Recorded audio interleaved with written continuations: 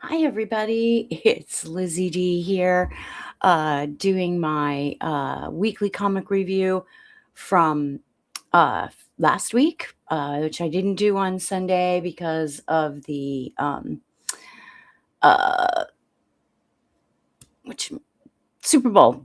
Seattle won. Yay for the um, really happy to have the Seahawks winning. Last time was in uh, 2015, I think. So anyway, yeah, it was great. I'm sure all my friends in Washington are just celebrating galore. Anyway, I'm going to be doing my regular live streaming for this week, February 11th comics with Krista. We're going to talk all things Sirens again. The first issue dropped this past Wednesday, so we're really hoping to have a really good conversation about that.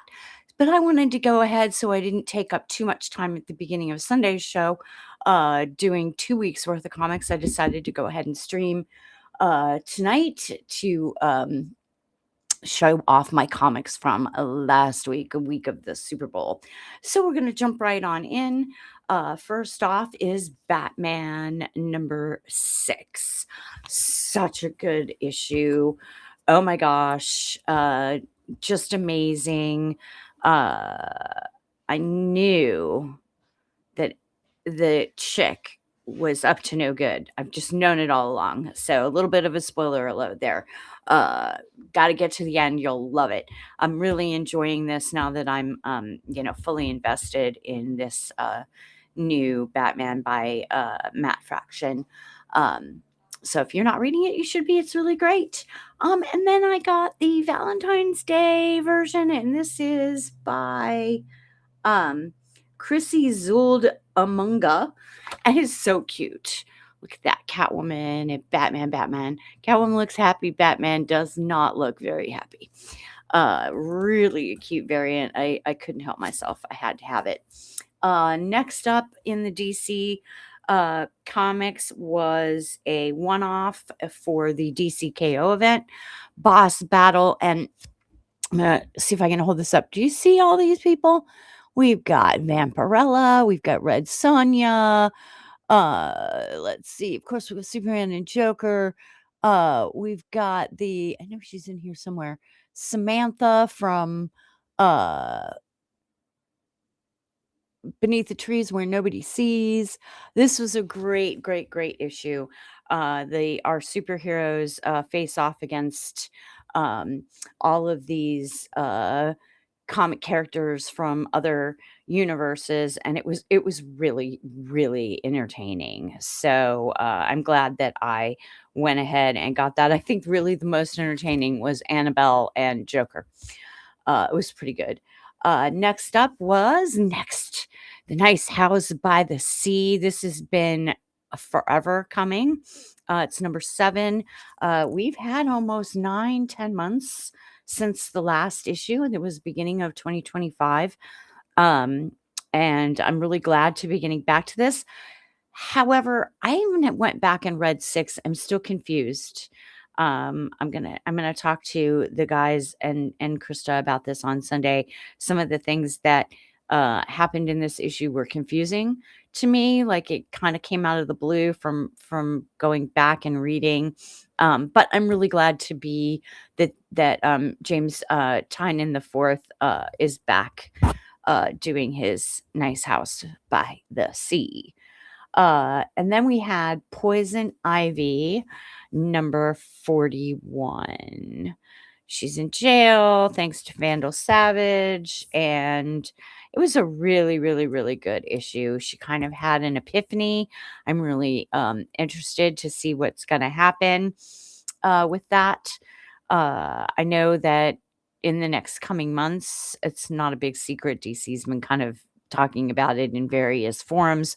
She's going to be mayor soon, so that's revealed at the end of the issue. So I'm really interested to see how that is going to turn out.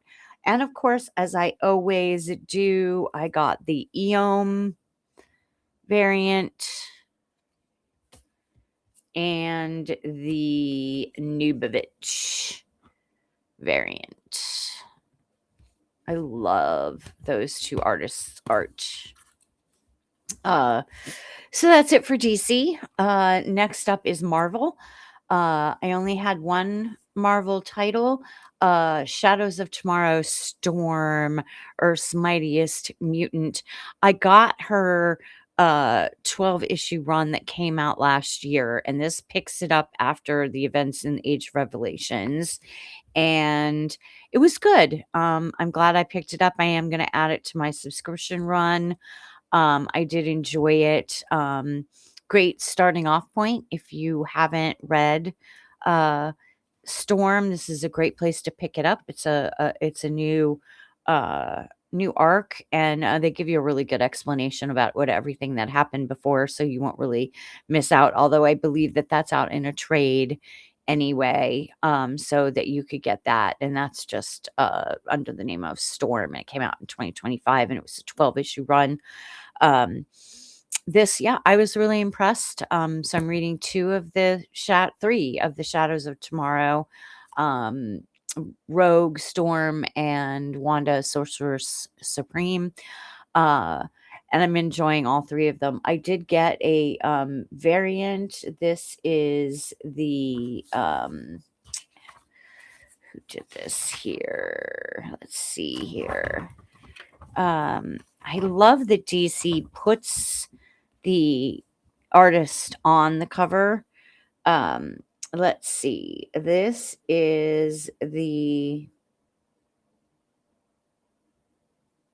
Elizabeth Torque and Federico Bellini cover, and I just loved this. It's like from the Savage Land, and it just looks amazing there. Okay, that's it for Marvel. We're moving right on into our independents. So, as you know, I've talked about before, Archie and Gang are like my guilty pleasures, especially when it involves Betty or Josie and the Pussycats, who are my favorite characters in the Archie universe. Um, I I had to get this number one. I don't think I'm going to read the whole thing because I'm not a fan of Army in the Darkness, but Army of Darkness, excuse me. But I did get the Archie and the Army of Darkness, and it was okay. I mean, you got the beginning was a very typical Archie comic, and then the guy from the Army of Darkness and zombies start coming out of nowhere, and I really just don't like zombies. Zombies are like one of the few monsters that completely, totally creep me out next to clowns.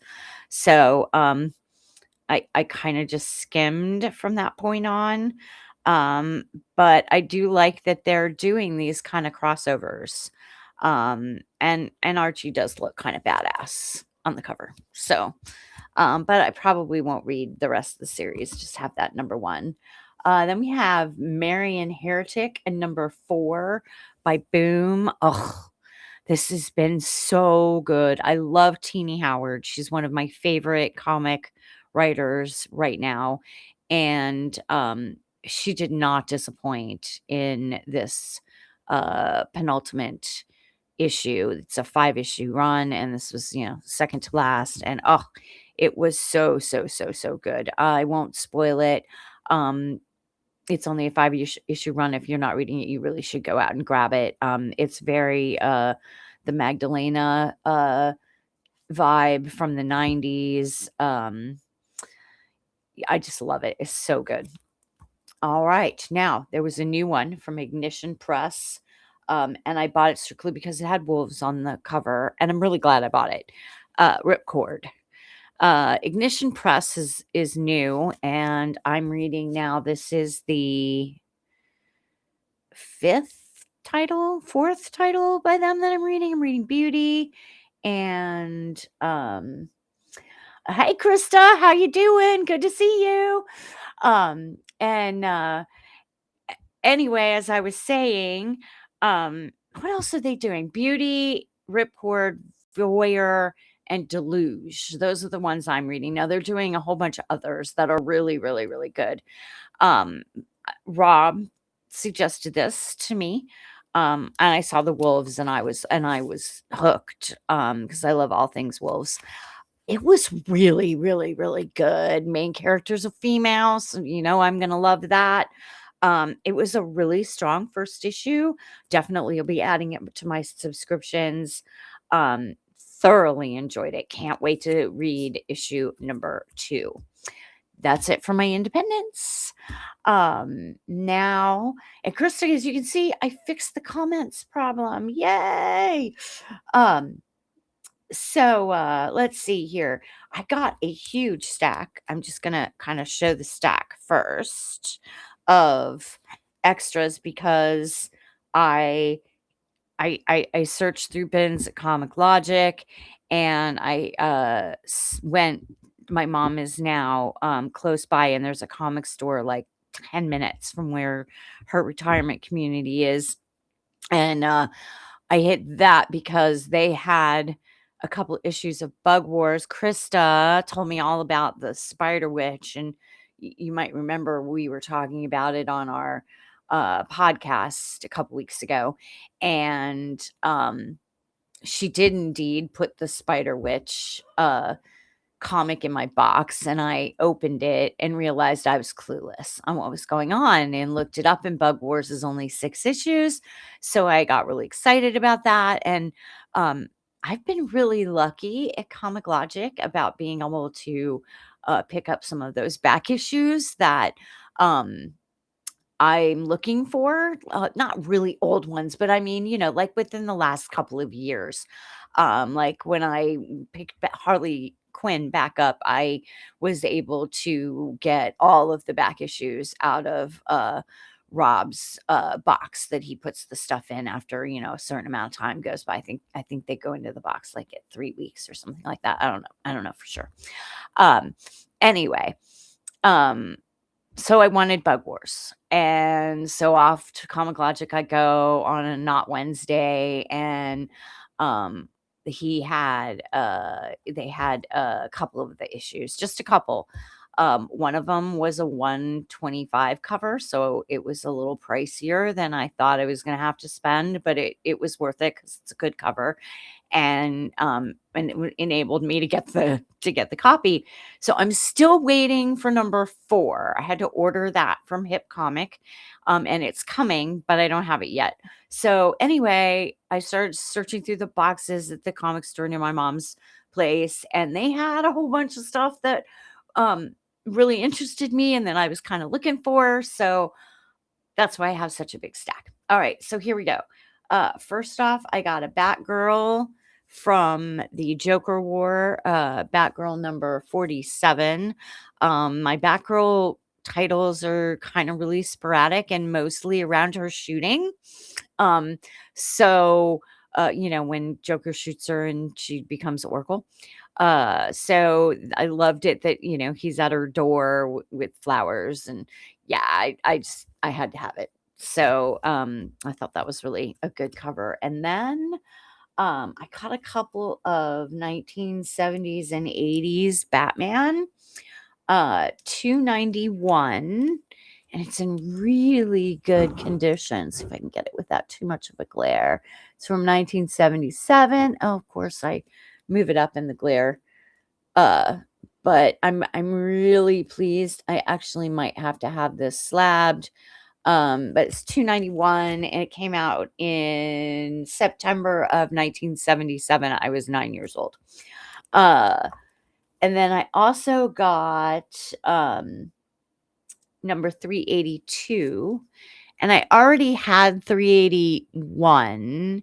So I'm glad to have this next one. And of course, it's got Catwoman in it. So that's kind of what I'm looking for in these older Batmans. I'm not trying to really get a whole bunch of like the whole Batman run. I'm just trying to get the issues that Catwoman appeared in. Of course, because I'm Catwoman's number 1 fangirl. All right, so we're moving into Bug Wars. So I got number 1, and and it's a really cool cover of the Spider Witch. Really enjoyed that. I haven't read it yet because I'm waiting for number 4. But I'm looking forward to once I get 4, I'll have them all and I'll just be able to read right through them. This was the 125 variant that I got at Comic Logic, the number 2, and I really like the cover. He just looks so badass. I don't even know what his name is because I haven't read it yet. But he looks really, really, really badass. Then I got number 3, and then don't have 4 yet. We've got 5 and 6, which is also a great cover. Like, oh my gosh, I don't even want to know what that mower was mowing. And then finally, we got the Spider Witch special, and she is so cool looking. Thank you again, Krista, for throwing this in my box. I'm really glad that you did. Got me hooked on a whole nother title. Yay. So one more, and then I'll be able to read that. And once I've read it, I will talk about what I thought about it with Krista on our Sunday shows, probably in the next couple weeks. Next up was a couple of my Cloak and Daggers that I'm trying to collect from the uh, second run that ran from 1985 through 1986. And I have now 1 through 10. Is that right? No, I have 1 through 8. So, because I just got 5, I already had 1 through 4 and 7 and 8. So now I have 5 and 6. So I only need 9 through 11 to complete that run. So as I said earlier, a few weeks ago in my collecting goals for 2026, I think that getting this 1985 run completed, being only 3 comics away, is very doable for this year. I have yet to have to pay over $3 for one of the comics, so I'm really pleased about that, that I've been able to find them, and they've been in great shape for being, 40 years old, um, and, of course, there's some yellowing of the pages, but none of them have been bent. There haven't been any problems with the staples. They've been very well taken care of, so that makes me very happy. And last but not least, I got Shazam 25 with the first appearance of the Mighty Isis in 1977. This is the preview, pre pre prelude, excuse me, um, to her 8-issue run, based off the TV show The Mighty Isis. I had been looking for this for a while. It's not a cheap comic. I got a really good deal on it. I only paid $30 for it, and it's in pretty darn good shape. The colors are really pop still. I have not opened it yet. I'm kind of, I mean, yeah, I'm just kind of waiting until I read the rest. I want to read them all at the same time. And I'm just very pleased with how much it cost and the condition that it was in. And this completes my uh, ISIS collection for my Mighty Isis. So now there are a few issues of ISIS. I want to say from the 90s or the early 2000s, uh, where she was in Black Adam. And I do think she was in Shazam, Captain Marvel, uh, for issue or two. There was just a very brief arc that she had in more modern times. And I don't have any of those. I would like to eventually get those. Um, but that's it for my comics for the week of the Super Bowl. Again, congratulations to the Seahawks, and I'm to all my friends out there who in Washington. I know you all were just partying hard. I heard Tiffany was talking on Facebook about the fireworks are going crazy on Cleveland, off of Cleveland Street in Wenatchee. So shout out to Wenatchee and all my friends there, and congratulations. Um, this week on Sunday, 7:30, Krista's joining me again, and we will be talking about the first issue of Sirens Loves Hurts. I'm so excited to dive into that with her. Uh, it's really, really, really good. All the comics this week have been really good. I only have a couple more to read. And yeah, I'm really looking forward to taking a deep dive into that on Sunday. So that's all for me tonight, folks. It's short and sweet. I finally got my comics things fixed. So if somebody comments on Facebook, I can now see it. And that allows me to respond. Thank you, Krista, for being my test subject on that. Again, thank you always for joining in.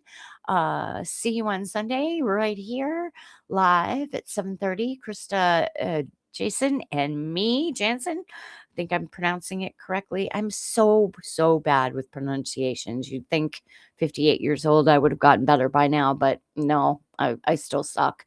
So anybody's name who I butcher, please just take my undying apology right off the bat. Um, I will see you guys on Sunday. Looking forward to it. See you in the funny papers, folks.